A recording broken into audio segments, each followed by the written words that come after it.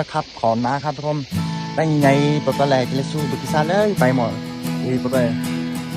สู้บุกิซาเลยแล้วคุณพอดีแต่ว่าจะพูดภาษาไทยหนึ่งที่ชาวบ่อยจะขอโทษด้วยนะครับทุกคนพูดภาษาไทยไม่ชัดนะครับจะเป็นยอเลยเรื่องเร็ววันเนาะเดี๋ยวจะมีเรื่องนัดทำผมอ่ะจะแนะนำที่เรียนชื่อเล่นในชื่อมิโตนะครับทุกคนได้ยังไงเนี่ยกิเลสู้บุกิซา